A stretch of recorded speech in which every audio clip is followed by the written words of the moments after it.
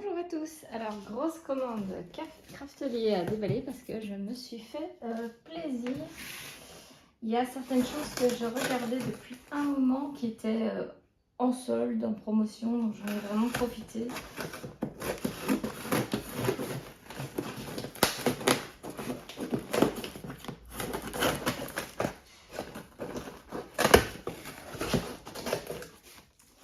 Alors, c'est déballé.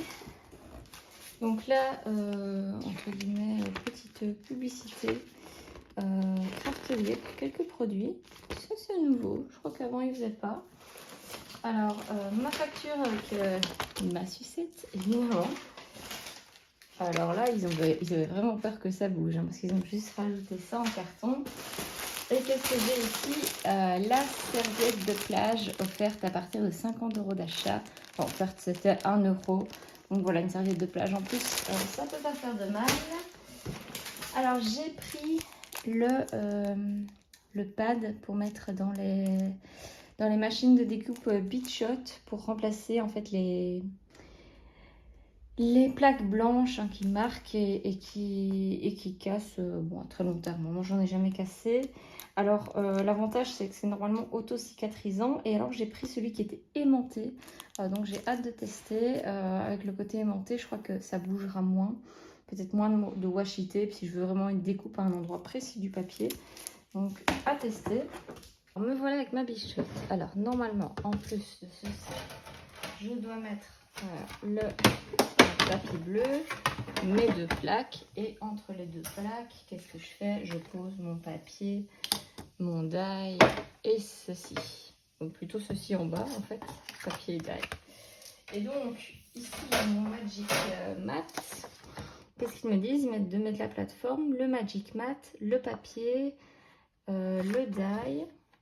Donc l'idée c'est que je vais mettre pas le truc bleu, si je suis bien ce qu'il raconte.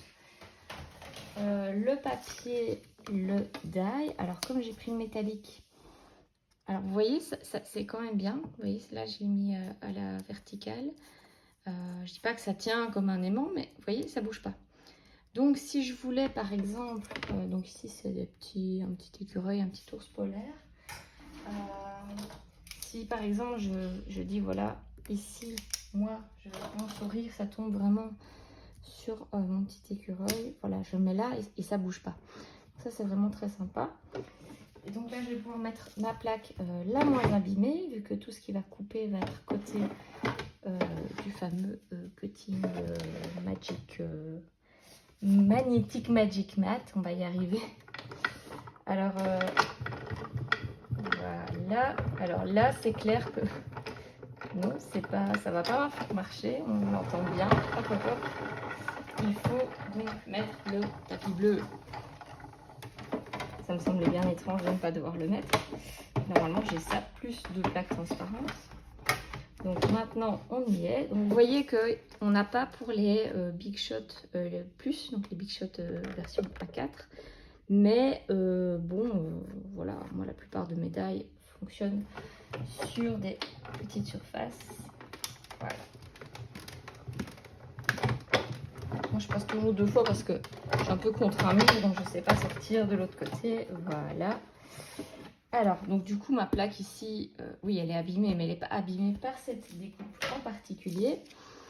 La découpe, c'est très bien passé. Donc j'ai... voilà, je vais récupérer ceci. Et je vais aller chercher...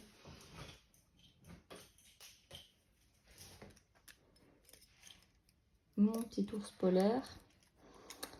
Mon petit écureuil.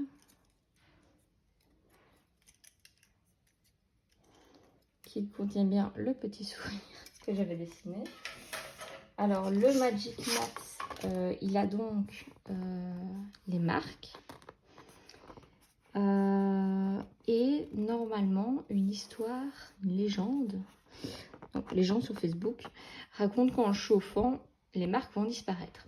Du coup, bah, je vais tester.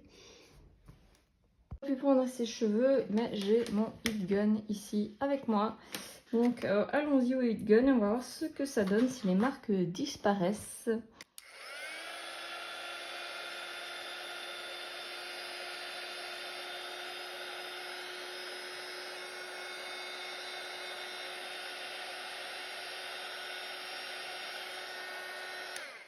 Alors vous le voyez certainement pas bien, mais en fait dans les marques il y a un petit peu de papier et je vois que le papier commence à ressortir vraiment des marques et que je peux aller le gratter.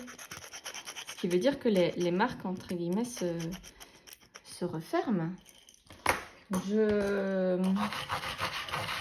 vais y aller comme ça. Ça c'est vraiment un super petit outil. Hein. Je crois que je vous l'avais déjà présenté dans une vieille vidéo, mais voilà, ce genre de nettoyage, ce qui explique pourquoi je dois toujours passer l'aspirateur en dessous de mon bureau de scrapbooking.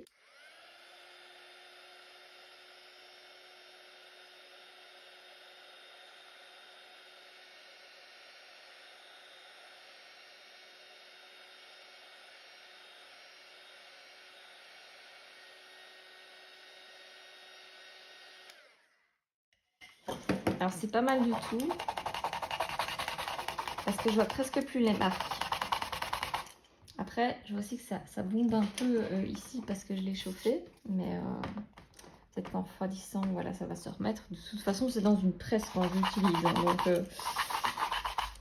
franchement, allez, on voit encore qu'il y a eu des marques, mais ça ne fait plus des creux. Et c'est ça qui m'embêtait parce que parfois, comme il y avait des creux, quand je remettais une forme de papier et que je la passais dans la presse, elle prenait la forme des marques, enfin se mettait dans le papier. Donc, allez, je pense que c'est quand même un chouette achat. Et par rapport aux feuilles, aux plaques plastiques de la Big Shot, au prix qu'elle coûte pour remplacer, ça peut vraiment valoir la peine, ce genre de choses. Chouette accessoire, je suis contente de mon achat. Alors j'ai pris un bloc de feuilles 20-20 qui se divise en deux de toute évidence, un peu style vintage. Alors nous sommes allés à Versailles en septembre, c'était pas hier, et j'avais en tête de faire un mini album en fait vraiment sur ça. Et je trouvais que vraiment le look vintage de ce papier se portait très bien à une visite de château, comme le château de Versailles. Ça se porte plutôt bien avec le thème. Donc on a quelques tags, quelques petites images, assez sympa. Ce petit bloc de papier qui coûtait pas grand chose. Alors ensuite, certains vont dire qu'est-ce que tu fais avec des peignes. Alors ici, je vois qu'il y en a un qui est abîmé, je suis déçue. Ce sont des petites brosses pour étendre l'encre de façon à ne pas laisser de traces. Et donc en fait, contrairement aux mousses qu'on a d'habitude, ici ce sont vraiment des petits poils. Donc ça c'est super chouette. Point de vue rangement, c'est vrai que ça va prendre de la place. Ça serait chouette qu'ils inventent en fait des manches où on peut clipser les têtes. Ainsi on aurait toutes les têtes dans une boîte et juste un seul manche. Si quelqu'un m'écoute. Et oui, j'avais l'impression qu'il y en avait une qui était entre guillemets cassée, mais c'est celle-ci. On voit ici une ligne dans les poils, mais je pense que ça va vite disparaître. Voilà, avec l'utilisation. Donc voilà, c'est un set où il y en a 2, 4, 6, 8, 10. Qui coûtait je pense 36 € à la base et avec la promotion je gagnais je pense quasi 10 €, donc ça c'était très sympa. Petit test avec les Distress Oxyde, hein. Donc ah oui, on voit que c'est fort jaune, hein, c'est oxyde, c'est normal. Alors plus je frotte, plus j'ai l'eau autour, hein. Je vais en prendre un petit peu. Voilà.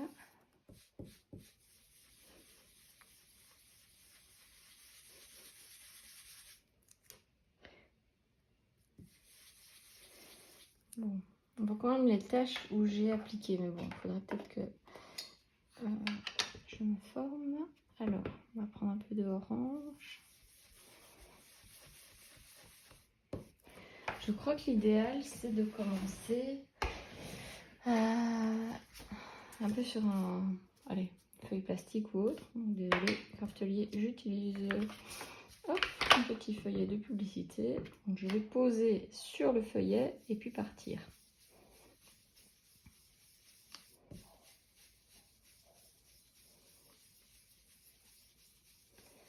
Voilà. Ensuite, je vais refaire la même chose, mais je vais aller sur le orange que je veux faire déborder sur le jaune.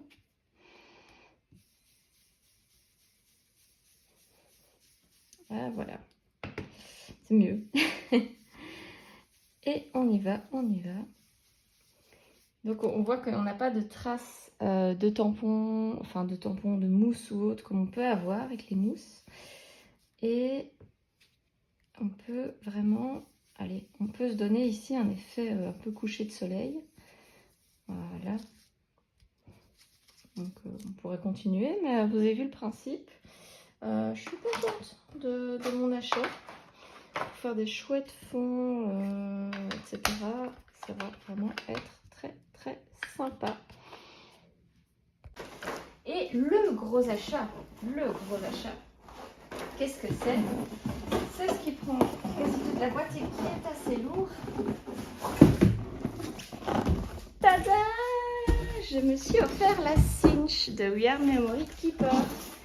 La cinch qui permet de quoi? De faire des trous et de placer des anneaux en fait pour créer des albums. Ceux qui ont l'habitude, moi je créais des albums, j'achetais les albums à anneaux de chez Action sur lesquels je collais des papiers et je me suis dit mais pourquoi pas en fait directement perforer mes propres pages et les relier, ainsi je peux vraiment faire toutes les dimensions que je souhaite.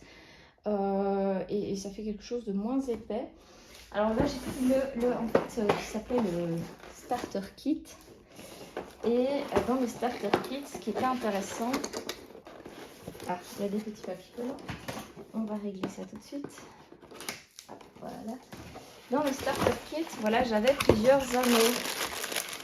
Et donc d'une part, moi les tailles d'anneaux, je ne savais pas à quoi ça correspondait, mais donc là je vais pouvoir savoir, tiens, quelle taille correspond à quoi, quel type de gomme, le nombre de feuilles. J'avais aussi la petite pince ici pour, ben voilà, si vous découpez les anneaux, si vous faites plus court ou autre. Et j'avais quelques cartonnettes ici, justement, est-ce que c'était, oui, au format 20-20, pour faire des couvertures d'albums. Donc ça tombait super bien. Parce que le kit était en chouette promotion. Alors, la cinch existe en bleu et en rose. Alors, niveau look, ça c'est comme vous préférez. Mais il faut faire attention que la bleue fait des trous ronds et la rose fait des trous carrés. Donc peut-être que vous avez préféré la rose. Au début, moi j'étais partie un peu pour la rose. Et puis je me suis dit, ouais, trou carré, je sais pas trop. J'ai un peu réfléchi. Et je trouvais que les trous ronds, je préférais. Alors, qu'est-ce que j'ai? J'ai un mode d'emploi qui est... c'est écrit English dessus, donc je crois que tout est en anglais. Moi, ça ne me pose pas de problème, mais ça peut poser un problème à certaines personnes. Bande des bêtises, on a bien un mode d'emploi en français, donc pas de souci. Pas plus mal, moi j'aime bien quand c'est dans ma langue quand même. Hein. J'ai un premier frigolite et voilà la fameuse machine. Alors je ne vais pas vous expliquer comment elle fonctionne. Pourquoi? Parce qu'il y a déjà des vidéos sur YouTube qui expliquent vraiment très bien comment ça fonctionne. Donc je vais laisser ces gens-là vous l'expliquer parce qu'ils la connaissent mieux que moi. Mais grosso modo, vous voyez, c'est comme ceci.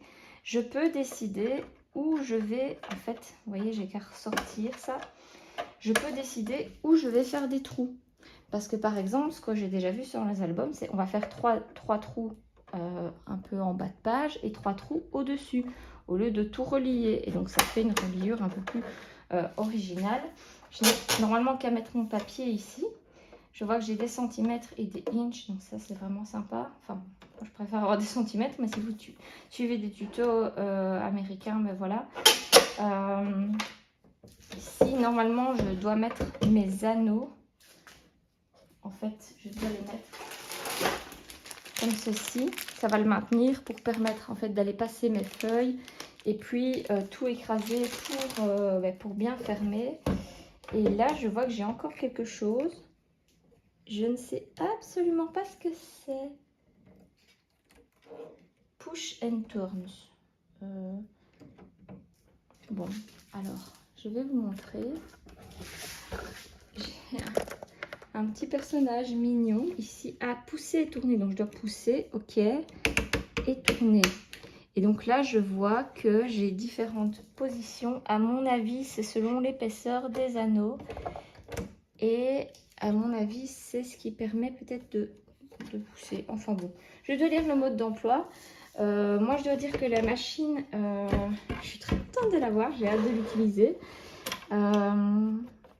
C'est un achat assez conséquent. Maintenant, ça vraiment, moi qui aime bien vraiment avoir des albums à anneaux, ça va vraiment être super pratique pour moi. Donc, je suis vraiment très contente de m'être fait plaisir. C'est le cas de le dire. Et j'ai hâte d'essayer tout ça.